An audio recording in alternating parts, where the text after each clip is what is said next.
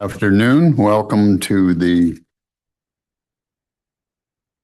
Tuesday, February 17 meeting of the Board of Directors of San Bernardino Valley Municipal Water District. Please stand and join me in the Pledge of Allegiance. I pledge allegiance to the flag of the United States of America and to the republic for which it stands, one nation under God, indivisible, with liberty and justice for all.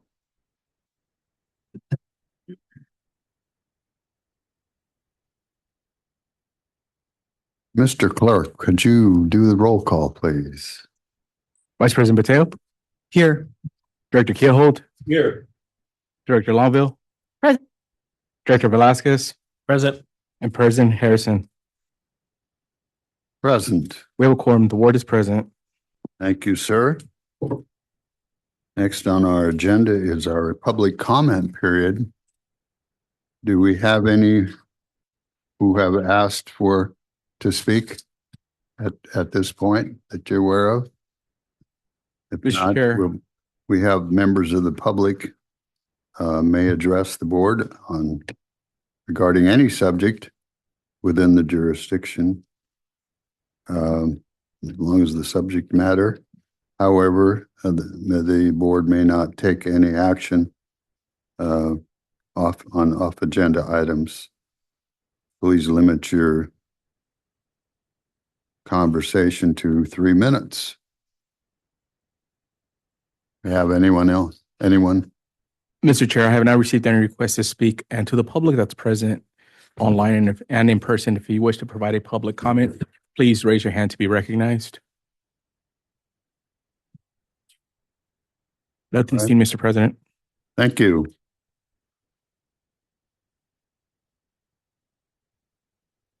Moving on our agenda to our consent calendar.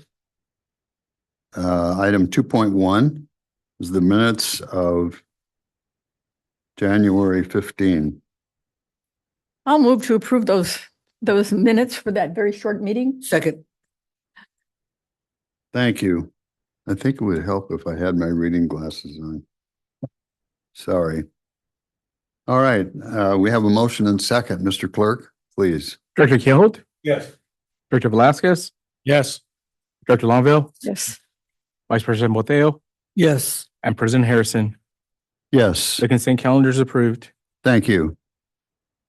Next is item 3.1 on our agenda. This is to consider the approval of Amendment 7 to the Yuba Water Purchase Agreement. And this will be brought to us by Michael Plinsky, our Chief of Water Resources. Hi, Michael. Hello, good afternoon, President Harrison and members of the board. It is my pleasure today to give you an update on the Yuba Water Purchase Agreement and some of the details about Amendment number 7 for your consideration today. So a little bit about the Yuba Water Purchase Agreement. In 2007, 21 of the 29 state water contractors, one non-state water contractor, and DWR developed an agreement with parties in the Yuba River watershed to purchase additional non-state water project water supplies. In 2008, the San Bernardino Valley Board approved the Yuba Water Purchase Agreement. And one of the great things about this agreement is that there is no requirement to purchase Yuba water on any given year. And so it's really just an extra tool in the toolbox. If we're in need of additional water during dry or critically dry years, we could call on Yuba Water, and depending on the availability, we can bring that water into our service area. So since 2008, the San Bernardino Valley Board has approved 6 amendments addressing accounting corrections, groundwater substitution provision, pricing adjustments, and extension of the agreement term. Amendment 6 was approved in 2020, extending the agreement through 2025 and establishing pricing for that period. Since 2008, San Bernardino Valley has brought in water 7 of the 18 years, and delivered over 14,000 acre feet of Yuba water to its service area during dry and critically dry years. Some of the details on amendment number 7. So the participating agencies are being asked to consider amendment number 7. The term would be extended through 2050. Future amendments are anticipated every 5 years, primarily to adjust pricing. And then amendment 7, the particulars, it updates pricing for the next 5 years, and it clarifies non-substantive language. It adds definitions, a definitions section. It modifies how water sources are labeled. It provides the Yuba County Water Agency with greater flexibility in determining the volume of water made available in this program. And Amendment 7 has been reviewed and approved as to form by our special counsel. I did want to share a little bit about the pricing. And so as you can see, this table has pricing. I added amendment number 6 just for reference. And then I added amendment number 7. I do want to just remind everyone that this pricing, I kind of call it the commodity cost or the water cost. There's still the cost to move the water through the State Water Project, and there's still cost associated with delivering it within our service area. Yuba water is also subject to carriage losses through the Delta. But as you can see, the pricing from Amendment 6 to Amendment 7, it went up by about 17%, but that's over a 5-year period. So year over year, it was about 3.5% increase. Another reference point I wanted to provide is in 2021, it was a drought year. Water on the open market was going for about $1,000 per acre foot. And then in 2022, it was the second year of a drought. Water was going closer to $2,000 an acre foot. So you can see that this is a pretty good deal for us. It's about 25% of the open market in past dry years. And so we got in early with them, nearly 2 decades ago. And so they have continued to give us kind of preferential pricing and the first crack at their surplus water. And with that, it is staff's recommendation to authorize the CEO General Manager to execute Amendment 7 to the agreement for the supply and conveyance of water by the Department of Water Resources of the State of California to the participating state water contractors under the Dry Year Water Purchase Program, also known as the Yuba Water Purchase Agreement. Be happy to take any questions. So thank you, Michael. So this is not with the Yuba Water Agency or anything. This is all through DWR, right? That is correct. Yep. DWR administers this program, and they have their own agreements with Yuba. Okay. Thank you. Are there any questions or comments? Move staff recommendation. We have a motion. Is there a second? I'll second. All right. We have a motion and second. Mr. Clerk? Director Longville? Director Velasquez? Yes. Vice President Boteo? Yes. Director Keelhold? Yes. And President Harrison? Yes. Motion carries. The staff recommendation for item 3.1 is approved. Thanks again, Mike. Next on our agenda is discussion item 3.2, which is to consider agreements for salt and nutrient management phase 3A, and this will be brought to us by Greg Woodside and anybody else he wants to bring in. Thank you, President Harrison, members of the board. I'll be presenting on this item, and I want to start by noting there are 2 parallel efforts that have been going on that this brings together. So one effort is an activity we call salt and nutrient management planning. So I may slip into the lingo or acronyms and call that SNMP, but I'll try to just stick to salt and nutrient management planning.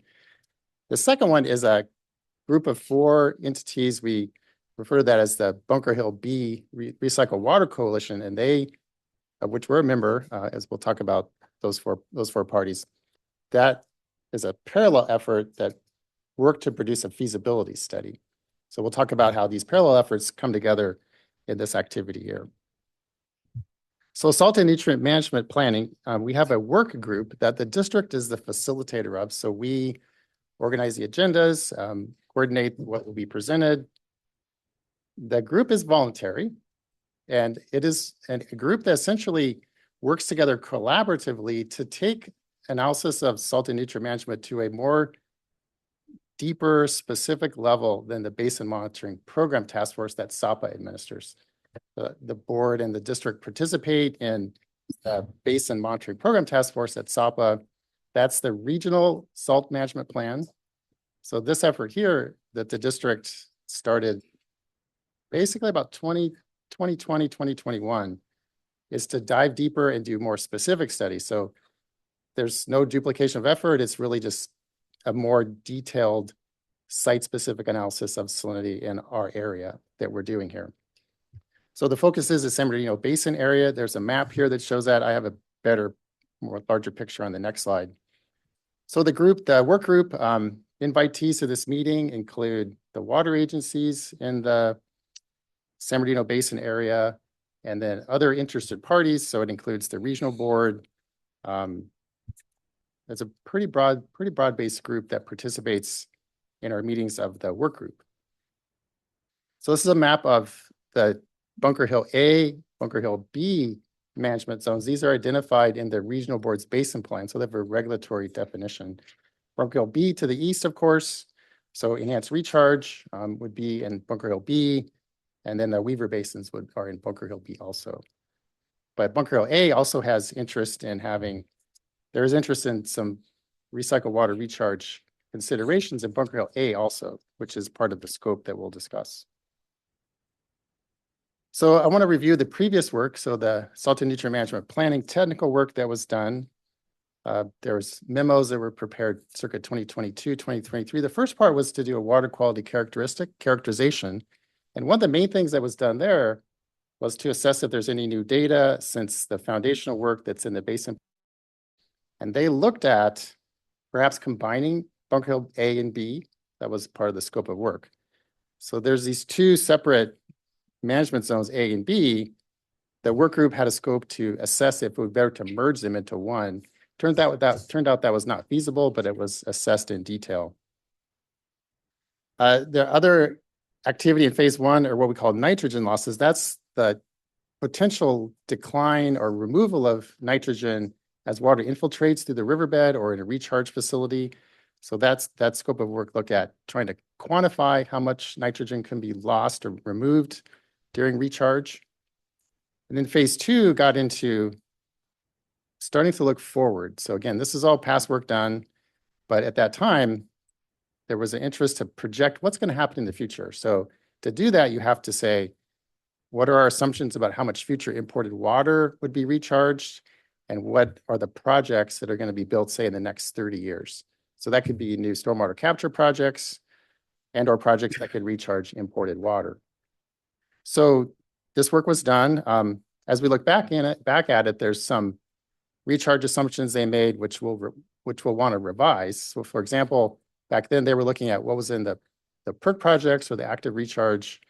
And they assumed, for example, that the Vulcan pit would be included. That's not on our current list, but you might recall the Conservation District was here in the fall and presented on a range of projects they're looking at. And there's a nice set of alternatives for future recharge projects that their general manager, Betsy, presented.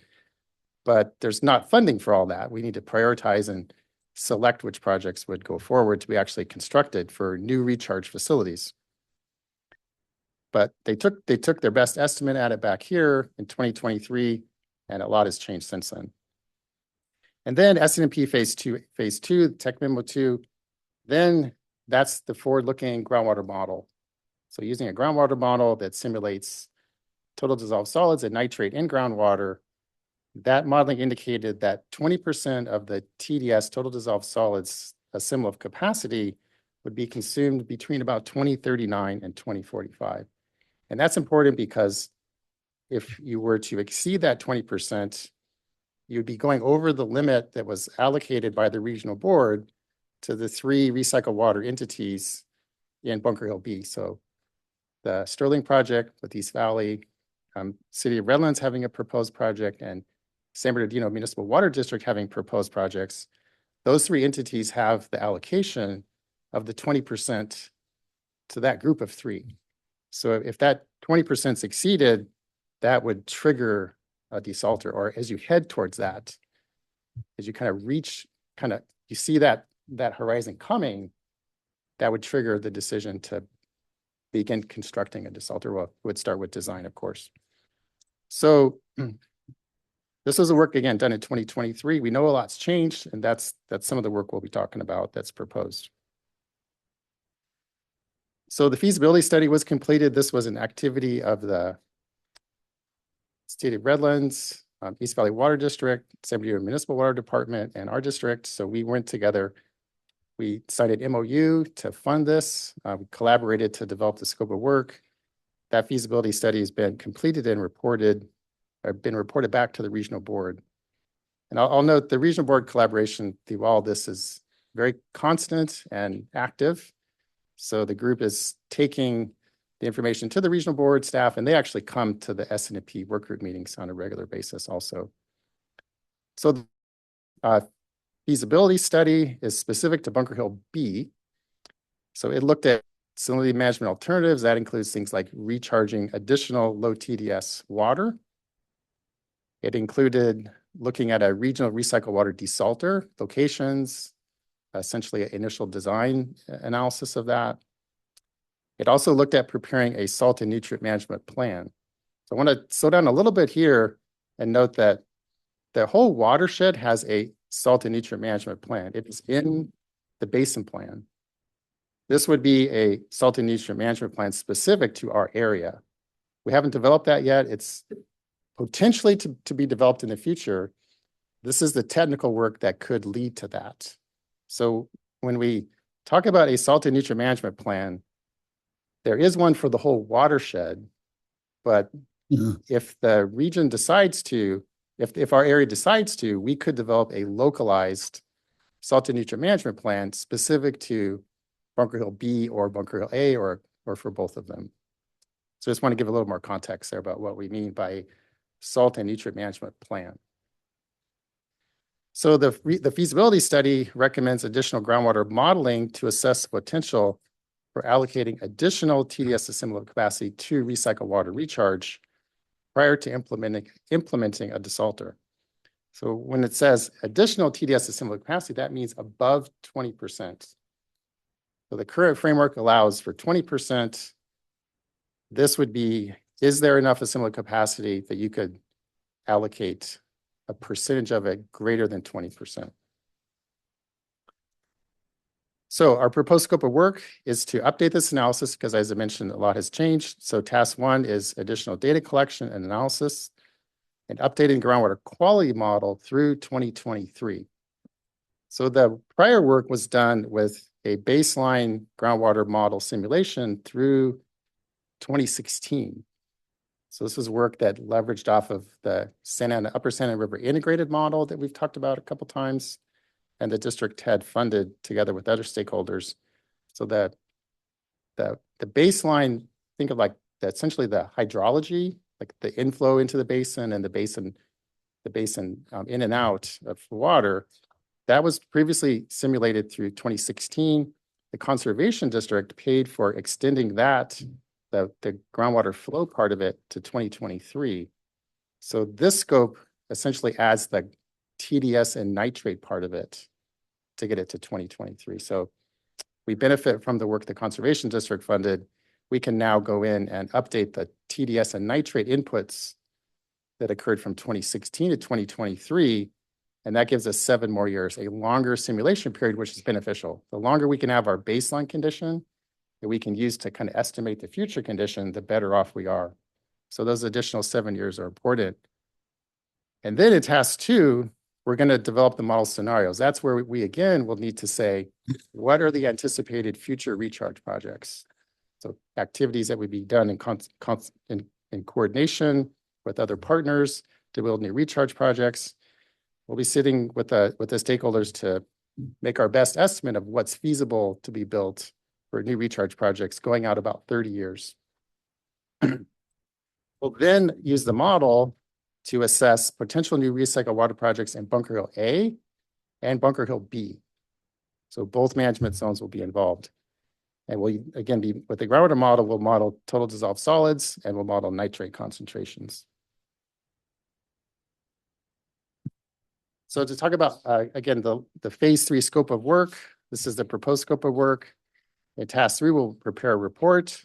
And the key things about the report I just wanted to note is that, again, we'll be using the updated model, the best available information, the best available science to say, you know, should we consider developing a sub-regional, like specific to our area, salt and nutrient management plan versus implementing a regional desalter? Regional desalter is certainly an alternative, and, you know, but it's really looking at the science to say, can we implement a sub-regional SNMP, or should we have the regional desalter? And really, it'll be a trigger is what will be identified as when would the regional desalter design need to start, because that will take some time to, of course, go through design and construction. So as we develop this approach, it would be using the model results and the actual data from the aquifer. When would we identify the trigger to start the desalter design? So in the bottom part, as we talk about the proposed path forward, the group would develop this with the regional board and the SN Salt and Nutrient Management Plan work group. There'd be consideration to requesting using more than 20% of the assimilate capacity. There would be a series of commitments that would be tied to that. And again, as the very bottom bullet says, an action trigger for initiating the regional desalter final design. And again, that would be all done in coordination with the regional board staff. I'm going to transition now to talking about how we actually get this work done. So our consultants, we've hired WSC in 2021 to do phase 1 and phase 2. That was done through a request for proposal process in 2021. That RFP in 2021 had 3 phases. This work here is phase 3. So it's consistent with that RFP. The total fee for that work is $352,000. The district's cost share of that is $44,000. We'll talk about the breakdown of that on the next slide. So this is the technical work, the groundwater modeling, that's groundwater quality assessment, WSC. On the right side, the program management and the coordination with the regional board. This is specific to the Bunker Hill B Coalition. The previous work for the feasibility study, we had Rencon as our consultant. So this is a continuation of that effort, given their expertise and their connections to be able to program manage this and their understanding of all the regulatory issues. The total fee for that is $90,000. So our district's total cost of both of these would be $66,629. Now there's a different cost share for the groundwater quality assessment than the program management and regional coordination. So these two have a different cost share. We'll talk about that and why that's the case. So this is the proposed cost share for the groundwater quality assessment, the WSC part. This was discussed extensively with the Salt and Nutrient Management Plan work group. It took a few meetings to get the discussion where everyone was comfortable with this. We have a staff commitment from each agency that they're comfortable with this cost share. So it's on 50% being funded by the Bunker Hill B Coalition members. Again, the 4 parties listed there. And then the balance of that is funded by these other participants in the SNMP work group. So they equally split 50%. So this is the cost share for the groundwater quality assessment by WSC. The proposed cost share for the program management by Rincon Consultants is 100% funded by the 4 coalition members. That's 25% each. So equally divided among the 4 parties to the Bunker Hill B Coalition. One amendment we need to consider to the MOU. The MOU was first developed in 2023. Again, this is the 4 parties to the Bunker Hill B Coalition. The existing MOU outlines how we'll work together, and it outlines the cost share for the previous work. I should note too that the previous cost share for this type of work in phase 1 and 2 was somewhat different. As we brought this cost share back to the SNMP work group, we ended up in a little different place, but it's somewhat different than the last cost share. Our district funded 50% of the phase 1 and phase 2 work, whereas in this proposed cost share here, 50% is being funded by the 4 coalition members. So the MOU amendment that's proposed extends the timeline to complete this work to the end of 2027. It identifies that the coalition partners will collaborate with the Salt and Nutrient Management Plan Work Group to conduct the additional modeling. So that group will be involved in all setting up the assumptions for the simulations.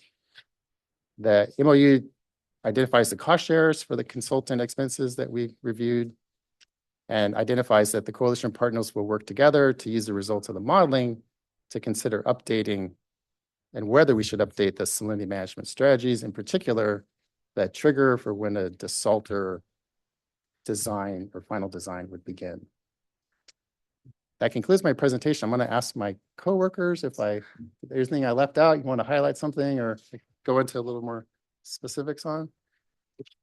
I'll just add that, we've been working on these separate yet parallel paths for several years now. And so we really felt that in order to be as effective as possible, now is the time to bring those two efforts together, those two groups together in a way that we're thinking holistically about the different technical analyses and management of basin, issues. And so that's really why it's coming together, even though we still do have, strong partnerships with the Bunker Hill B Coalition.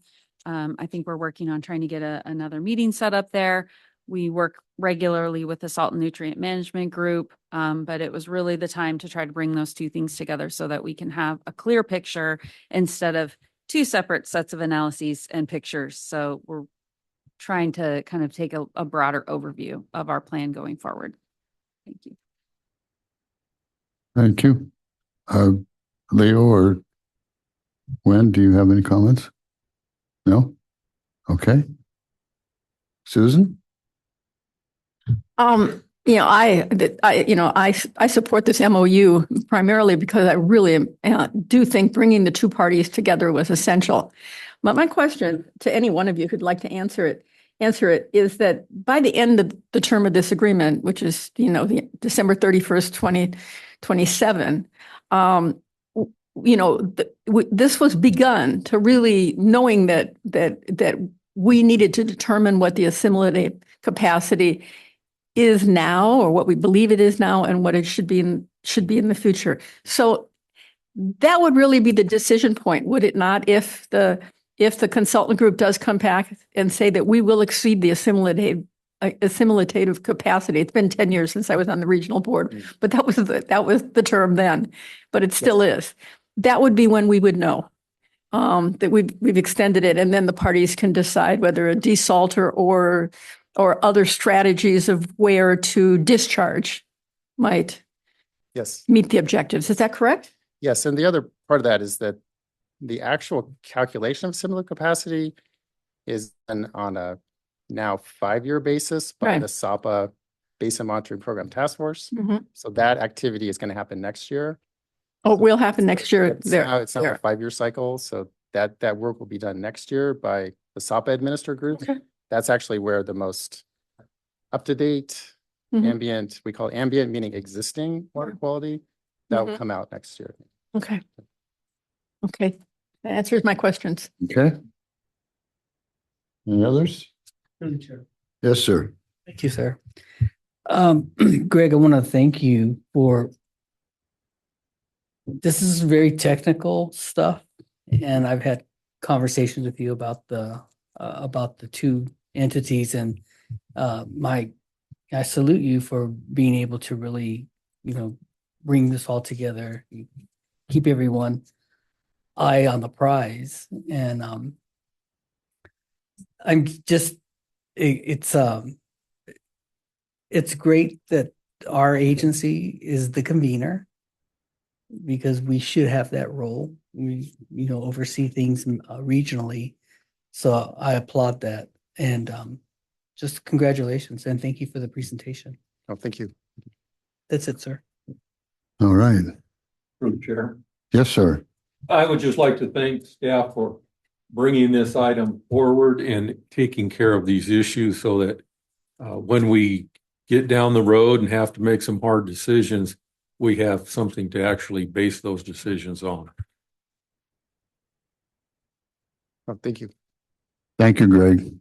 This is, it's a complicated topic, but for us uneducated and like you are, I mean, we don't have anywhere close to where you are in the background in education, but I appreciate your presentation and bringing it to us. Any other questions? We have a staff recommendation. What is your pleasure? I move staff recommendation. All right. We have a motion and a second, Mr. Clerk. Director Velasquez, Yes. Director Long Yes. Vice President Boteo, Yes. Director Keelhold, Yes. and President Harrison. Yes, Motion carries. The staff recommendation for item 3.2 is approved. thanks again, Greg. All right, we'll move on to our reports. It's director's reports time. And Susan, could we start with you and we'll just go down the line? Sure.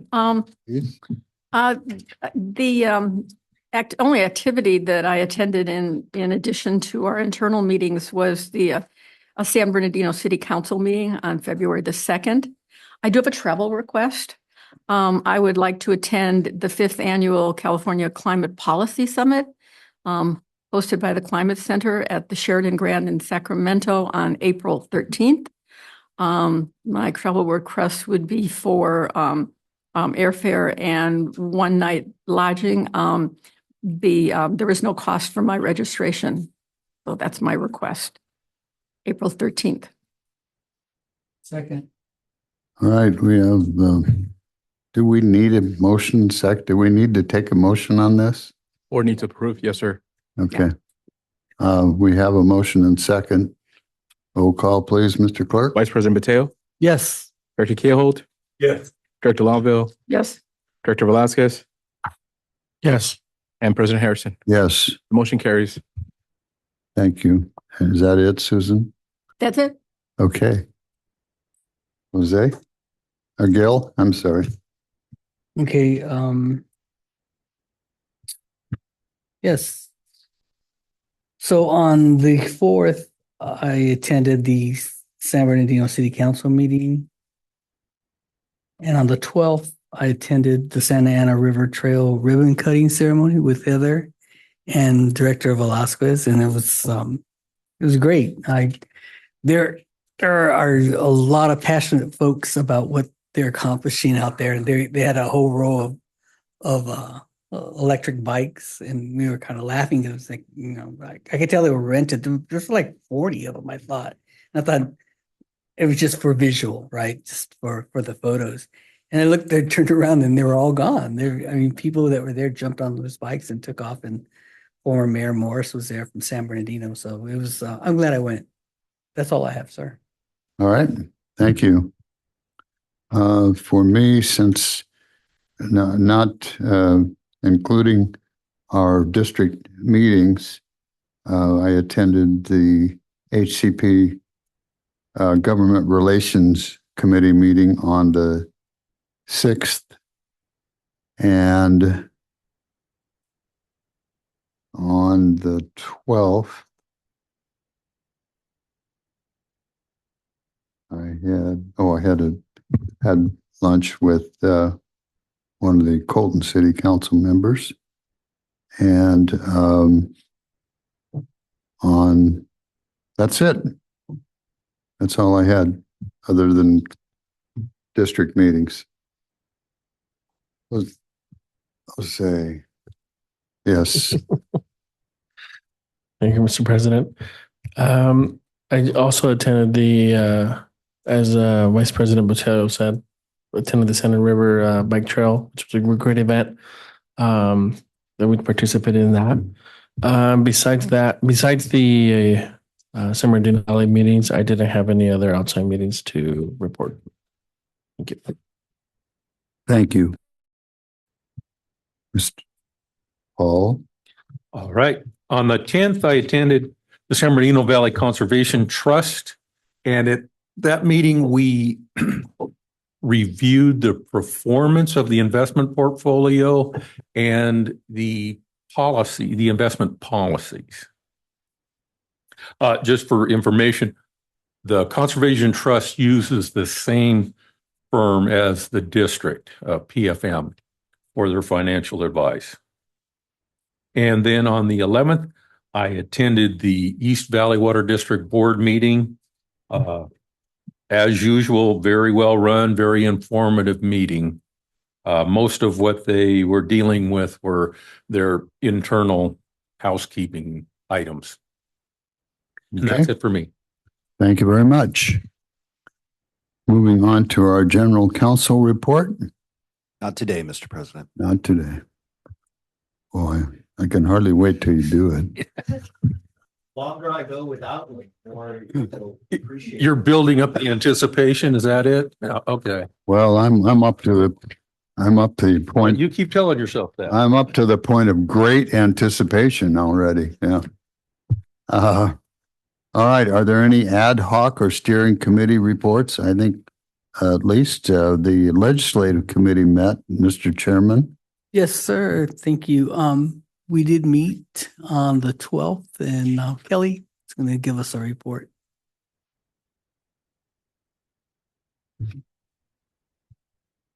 Thank you so much. Pull up my notes. So we did meet with the legislative committee. We talked about the next steps for our federal lobbyists. I believe that when we talked to the board as a whole, there were discussions about kind of adjusting the direction of the federal lobbyists from having a singular focus to allowing specific specialized purposes. So looking at continuing to use IFS for primarily HCP and community funding specific programs, so that as we move forward with some other areas that we think we're going to need a little bit more specialized lobbyists, it leads that flexibility. So it saves us a little bit of money, but it allows us to make sure that we're still plugged in federally. We talked about the 2026 California legislative session and that kickoff. There's a couple different water-related issues. We're very early in the session, so we're going to watch as things, there's some grumblings of some possible bills being introduced, and so we're going to keep an eye on that. We know that from the state water contract perspective, we're focusing a lot on subsidence funding. So there's some efforts for those pieces. Golden Mussel is a topic of discussion. And so we'll really be plugging in and seeing how those elements move forward in this legislative session. On the kind of federal side of subsidence, though, there has been a request for some federal funding for subsidence, and then also having a request from our federal delegations to ask the governor to utilize his ability for the executive orders to change how the Delta is operated based on changes in knowledge and science. And so without restricting the flow from the Delta, the way that a court decision has been made, but in a way that still is for the health and well-being of the Delta, but also continues allowing us to maximize the use of state water projects. So stay tuned. That was a really exciting discussion, which I know Ledge is everybody's favorite. So, and then we also talked, as Vice Chair Botello talked about last meeting, was the data centers and water consumption, knowing that that's a growing issue and topic of concern.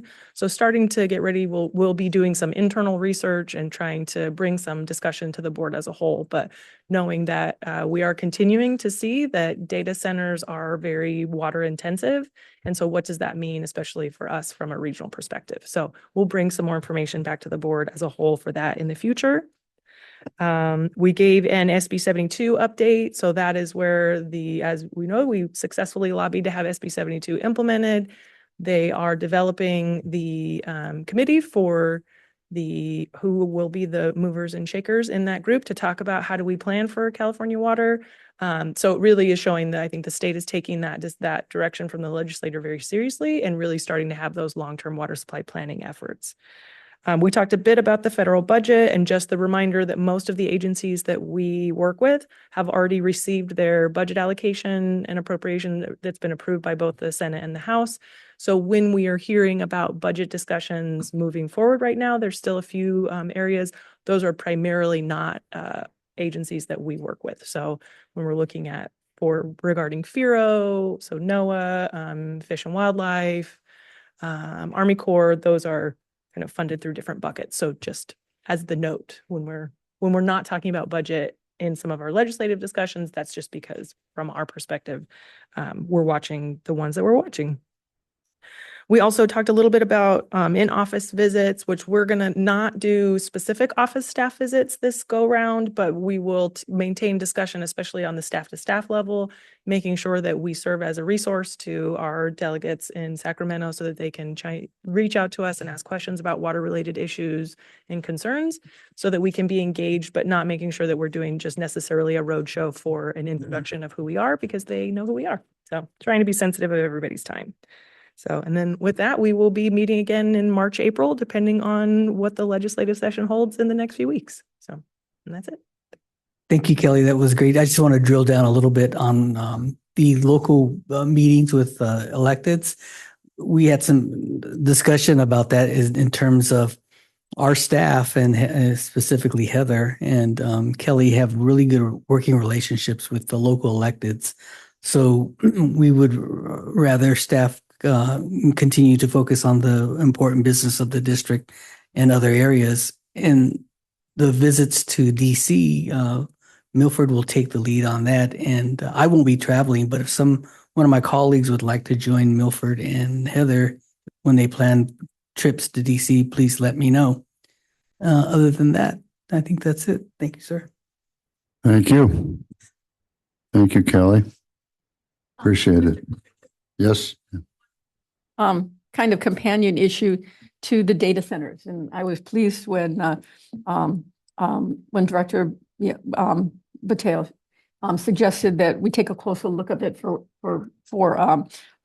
how water intensive they may be, particularly ones in our service area. But another thing that as we look at the ongoing climate adaptation policy, I mean, these data centers more than water. I mean, it's the power. It's the massive amount of power that they require. And from a greenhouse gas perspective, it's important that we monitor that as we begin, as we continue to implement the plan. So I just want to make sure that connection is made. It's made. Good. Thank you. Well, along that line, it was encouraging to me to see that the government is moving toward the creation and the initiation of nuclear power units for these type of facilities. Yeah, I think that's why you see Diablo Canyon. And they're doing, there are, matter of fact, there was a bunch of them that were sent to Utah for testing and et cetera for just exactly this purpose. And I think nuclear power is certainly going to be one of the answers for the huge amount of power that these facilities are going to need. Through the chair. And Yes. just finally, part of the discussion that we had at Ledge, and it was on the 11th, not the 12th, apologize, was that we didn't want to wake up one day, and I know Heather's assigning this task to one of our staff, but we didn't want to wake up one day and read that someone at feds or locally has worked with some private entity and is going to cut the ribbon on a new data center. We want to make sure that we know as a board what to expect, and we want to have a powerful voice. So that's kind of where this is all coming from. Thank you, sir. Great. Thank you. All right. Next is our SAPA. Are there any other ad hoc committee reports? All right. Next is our SAPA report. Ms. Duoteo. Today, February 17th, we had our regular meeting this morning. And the commission ratified and approved compensation for commissioners who attended the SAPA's 50th anniversary celebration event on the 22nd. The commission directed the general manager to issue a request for proposal RFP for SAPA's building of a security fence project. And the commission received an informational report from OC Sands General Manager Rob Thompson from strategy to operations, asset management in supercritical water oxidation and biosolids deep well injection. That presentation was phenomenal. I'll let Milford unpack that for us if you want to, sir. Well, this is from Orange County Sanitation District. The general manager, Rob Thompson, he is just really at the heart of this relative to the plastics and the PFAS, et cetera. And they are on the leading edge of the responses to this that offer huge promise as we move ahead relative to water oxidation, supercritical water oxidation, and to biosolids deep well injection.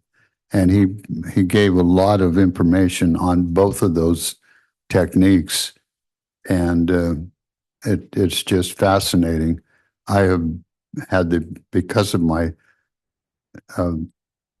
chairmanship of the PA 24, the Brine Line Committee, I've had the opportunity to meet with this gentleman and his staff several times now, and it is incredible what they're accomplishing and the promise that they hold for the future relative to these types of things that can really be a huge problem for us from a health standpoint, et cetera. So it's very encouraging. And then thank you, Milford. And then finally, I did make an announcement at SAPA today to my colleagues, commissioners, and to SAPA staff, and invited them to participate in our state water project tours. And we got two. Karen Williams, the general manager, is interested in the April visit, and our colleague from IEUA, Jasmine Hall, she wants to go to September's. So I think that's a good catch, both of them. Great. That is good.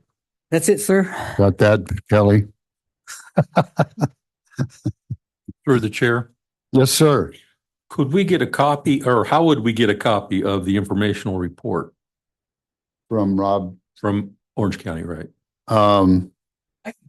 Yeah, I think that's Okay, thank you. certainly, that's on the record of today's SAPA meeting. So it's. you can On the probably- website? SAPA website. Okay, that's fine. Thank you. Yeah, he's really good. As a matter of fact, I asked him when he was going to retire because I want to make sure he's not going to retire in the next couple of years, because this guy's a genius when it comes to these important things. I mean, these are things that we have to address. So I think it's really good. All right. Anything else? Oh, can I say one other thing? No, I'm sorry, you're through. Important. I don't know this gentleman. I just met him today and I'm just really impressed with him. But interestingly enough, when he started his presentation, he started off by saying one of the most important things for his organization is their strategic plan. And they do it every 2 years. And they lose a third of their directors at when they get when elections come. He says, so they take time to do it. That's why they do it every 2 years, so that they can get a fresh start and get everyone to buy in. And so I was listening to him, and I mentioned it after when we were asking questions, and I was saying, did you inherit that culture, or are you part of that culture? And he says that it was there, that they, sort of like what we did. And I think that that's just a testament to the strength of really buy-in, strategic planning, and really, going after, setting goals and accomplishing them. So, and thank you. I know that's what we're doing, Heather. Thanks, sir. All right. Item 4.6 is our CEO and General Manager's report. This is found on page 174 of your agenda. I think we skipped the I treasurer's. skipped the treasurer's report. Not this. I Skip apologize. The treasurer's report. Page 165, the treasurer's Okay, report. Important that we do it every month. Nothing jumped out at me this year as I looked at the cash disbursements for the month of January. So I make a motion to approve those disbursements for January 2026 State Water Contract Fund, $10,391,334, and the general fund, $2,641,176.96. It, Let the record reflect the second was by Director Keelhold. am I correct in assuming that this needs to be read into the record, the actual amounts each time? Is that Yes. Correct. Correct. correct? Yes, sir. Okay. So thank you, Susan. As the treasurer, we appreciate you doing that. That's my Yeah. job. We have you made the motion? Yes. Susan, did you make the motion? Yes, I did. Okay, and we have a second. Roll call, please, Mr. Clerk. Director Keelhold, Yes. Director Velasquez, Yes. Director Longbill, Yes. Vice President Betheo, Yes. and President Harrison. Yes. The January 2026 Treasurer's Report is approved. Okay. On page 174, how about we have the CEO and General Manager's report? Great. Thank you, Ma'am. President Harrison and members of the board. Okay, so a few events that I wanted to, speaking engagements that I wanted to give you an update on. This was photos from the California Irrigation Institute conference that I went to in Sacramento at the invitation of Mary Ann Dickinson, who I know has a long-standing professional relationship with Director Longville. She's also very active on our Headwaters Resilience Partnership. And so I was pleased to be able to go up there. There was several people. One of the people featured in this photo is, of course, now my mind is going to go blank, but the Deputy Director, Joel Metzger of DWR, who recently was brought on to lead the implementation of SB 72, California Water for All bill. Congressman Gray was also on the panel and spoke about some of his viewpoints related to federal involvement in California water planning. We had a really great conversation, very well received by a audience that seemed a unique combination of agricultural interest and perhaps environmental interest. So I couldn't exactly read exactly who all the participants were in just my short day with them, but it was a great event that I really enjoyed participating in. We also gave a presentation recently at the Redlands Rotary Club, as mentioned by President Harrison's last week. This was very well attended. Mr. Bob Tincher, formerly of our staff, led the session. I believe he's either the president or something like that within the Rotary Club. Very active participation, and they are very enthusiastic about long-term water planning and all the different things that we're doing. I specifically gave the presentation on the Sunrise Ranch Master Plan and what we hope to plan for that property in the future. But we also spent a lot of time talking about the need for the long-term planning of water supply into our region, that it's something that you're doing on a decadal basis as opposed to an annual basis. So that was a really fun event that we got to participate in with Mr. Larry Burgess of the Bear Valley Board was also there. So we got to see some old friends as well. This is a photo, like was mentioned earlier, we did participate in the Santa Ana River Trail ribbon cutting. I'll be honest, about 10 or 11 years ago, this was one of the projects I thought might never get done. So I was really excited to stand there and help cut the ribbon, to celebrate that with the county. They worked really hard. The Coastal Conservancy was able to bring in quite a bit of grant money for this. This is one of those things. It's a challenging place to put a bike trail. It has many, many constraints. But this segment goes all the way up from just outside of our office, actually, on Waterman, up to California Street in Redlands. And then the next phase is going to go up into Mentone. And if you remember, from here on down, it's already connected to the ocean. So the goal is that eventually there will be a trail all the way up to the San Bernardino National Forest headwaters area. And someone could theoretically, if they wanted to, perhaps such as our esteemed council who rides his bicycle a lot, ride from the mountains to the ocean. I doubt many people will want to ride from the oceans to the mountains, but there might be some out there. So this was a really exciting event. And, the county shows up for us at a lot of these events. And so I really was happy to be able to do the same for them and help them celebrate. I just need to interrupt. The trail is not done from here to Oh, it's the not? ocean. No, there are some significant gaps, one of which is going to cost multiple millions of dollars. And that's called the pinch point. And that's right where the three counties come together. And it's going to require some bridging, some significant bridges that have to carry heavy equipment, et cetera.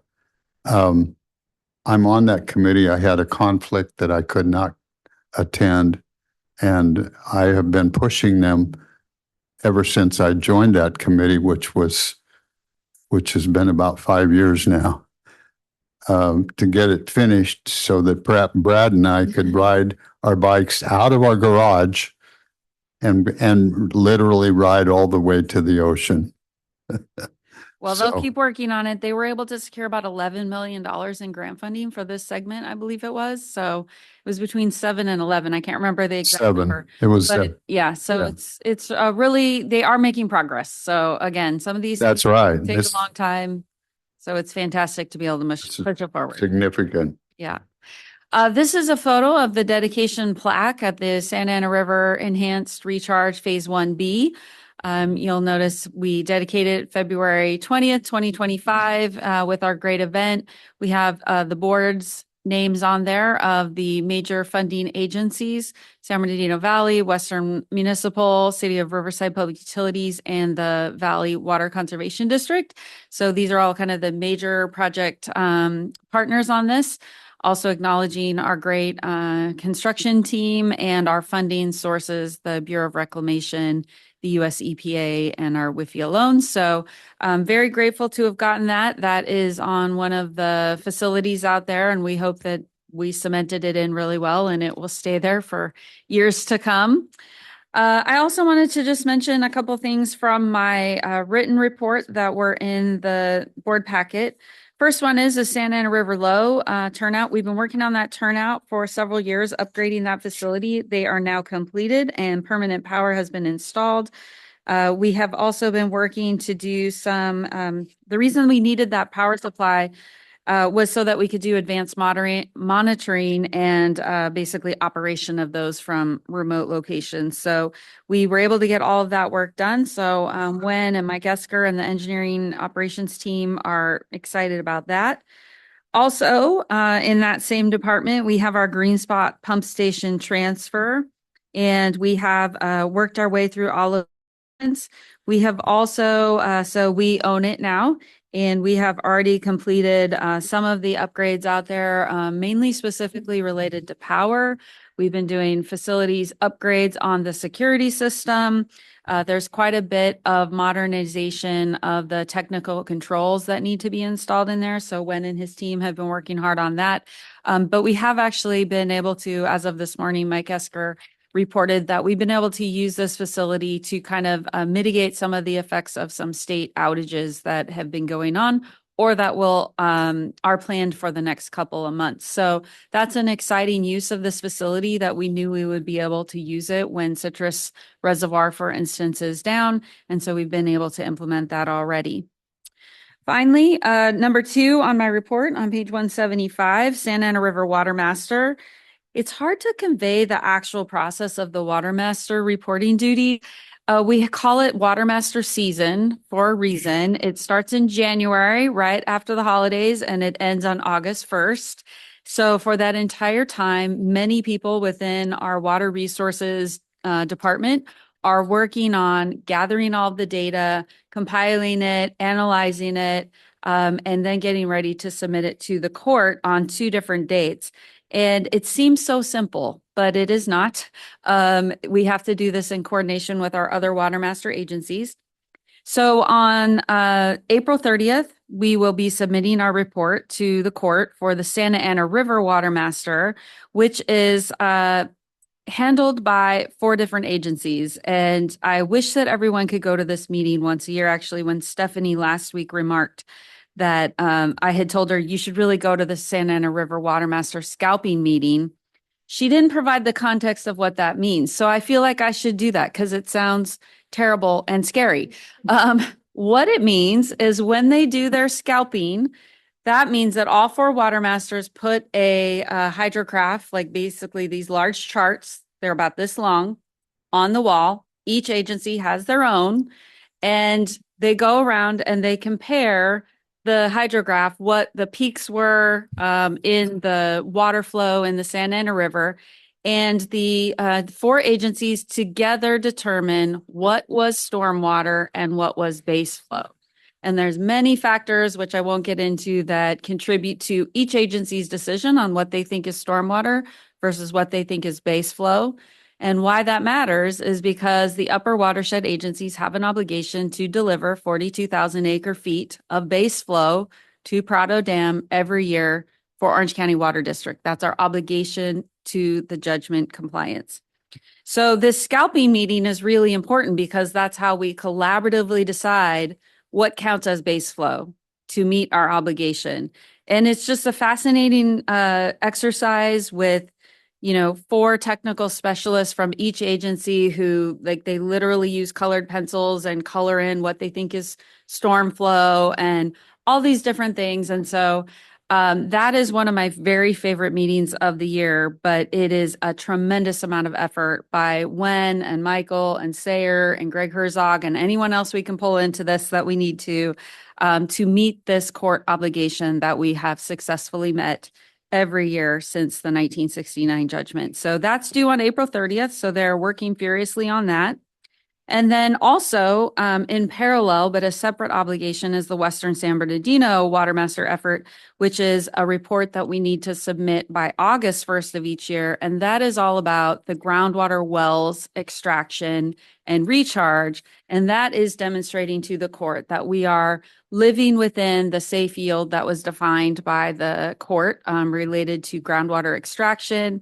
And so that is basically a very comprehensive record of well data for the entire San Bernardino Basin area. And so it's a huge effort. There's, I think, over 800 wells or something like that they are reconciling all this information. But it is so important.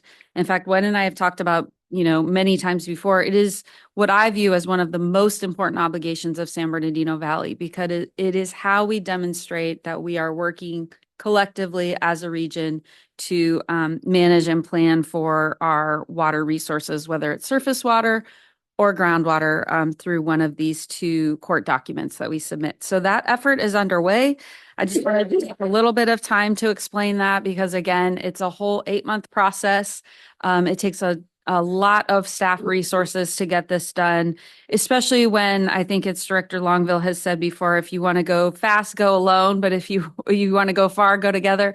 This is one of those things we have to go together with our water master partners. It is not fast and it is not easy, but we do manage to come to a collective decision each year and submit those reports to the court. So I'm happy to report that they are on their way and we are making good progress. And with that, I will conclude my presentation. Through the chair. Yes, sir. Thank you, sir. Heather, can you go back to that slide, please? Thank Yes. you. I just want to thank Kelly. I think she mentioned it to me that this was going to happen. The plaque, I know that I requested that we do this. And I'm sure at the time I said this, but I'm going to repeat it for those of you who weren't here, that if you don't write something, it never happened. It never happened. I did a 5-city photo exhibition of Cesar Chavez. And in my research, I looked for, because we published a little kind of booklet, I looked I looked for writings and he didn't write and he didn't make many speeches and they weren't recorded. The flip side of that is MLK. He wrote, he made speeches, and there's a whole log of history there for others to look at and listen to and be inspired by. So I learned that lesson. And this plaque for me is about a tribute to those who made this happen, the investment of treasure from the ratepayers.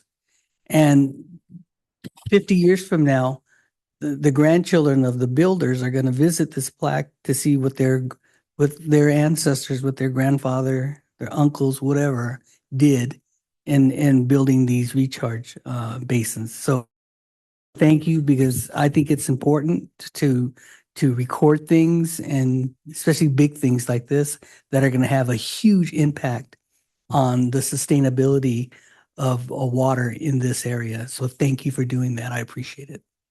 Thank you, sir. You're welcome. Thank you, Heather. Appreciate your report. Now we'll move on to our water delivery report. Sayer Pinto is already at the microphone. You're so quick. Thank you, President Harrison. Thank Members of you. The board, good afternoon. For the month of January, State Water Project, we had a nice slow start, 720 acre feet delivered.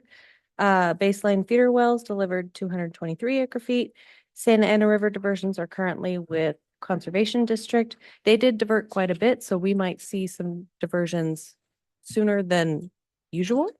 But so for right now, 0 diversions for San Bernardino Valley. Before I get started on these next 2 slides, I want you to know that that outer border, the 20,430, is the operating plan, not necessarily representative of all of the orders we received. This is considering the allocation and the orders and making sure that we have enough if allocation did not increase, which we anticipate it will, just making sure that we have enough resources for everybody across the board. So for direct deliveries, right now the operating plan is 20,430 acre feet, and we delivered the 720, bringing us to 4% of that operating plan. And right now it does look very small. Don't panic. Recharge deliveries, the operating plan is 2,100 acre feet, which is mostly to City of San Bernardino. Their recharge order is considered a direct delivery for us. But right now, since allocation is so low, we are starting slow and not delivering recharge yet. These are some new graphs I wanted to share. This is the Northern Sierra Precip 8 station index as of February 12th. Right now, or as of February 11th, excuse me, the index has measured 34 inches of precip, and I just wanted you to be able to see in relation to other years and other hydrographs, to reach the water year average, the index will need to measure 19.2 more inches of precip, and that is up there in the Northern Sierra where we have quite a bit of snowpack. For more local, the San Bernardino 3 station precip index, so far we have actually measured 26.5 inches. And bringing that to the historic average, we have a Sayfield average and a historic average. We would only need to measure 4.5 more inches of precip, which we may have received this weekend. So we might already be at historic average. Excuse me, this is Lake Oroville. And you can see right now, Lake Oroville is not close to overflowing, which is wonderful. And San Luis Reservoir as well. We still have quite a bit of space. Of course, this moves, both hydrographs move. As precip comes down, it might fill up more, but then it will drain more as people take their orders, more agencies take their orders. So it is this moving target constantly. And for our continuing outlook, the preliminary allocation did increase from 10% to 30%. Water resources staff will be hosting a meeting with the retail agencies in March to discuss the operating plan for the orders and the allocation. And like I said earlier, allocation is expected to increase in the coming weeks, considering all the precipitation we've experienced. and I'm happy to answer any questions. Thank you, Sarah. I heard yesterday that there were in the 24 hours, 8 feet of snow that dropped in the Sierras, which is wonderful. And it's probably still doing it. So, and it'll do it some more. Great. Are any questions or comments? Thanks a lot. All right, the next thing on our agenda are the announcements. Mr. Clerk, do you have any, This first. Future business, Mr. President? what? Any future business prior to announcements? Oh, announcements? Future business, sorry. Mr. President, I have a request.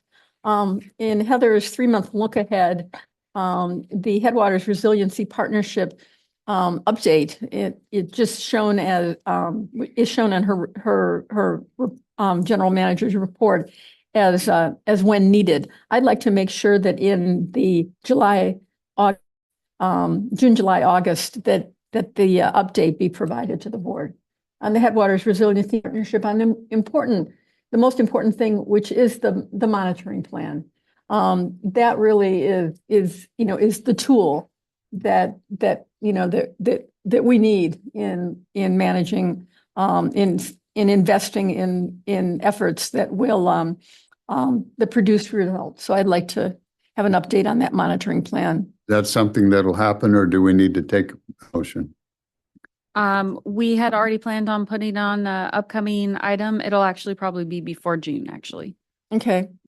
Like, All right. the I'd next still month like or to two. get it Great. in there on the Yeah. record. Okay, But you can take a vote as well. Second.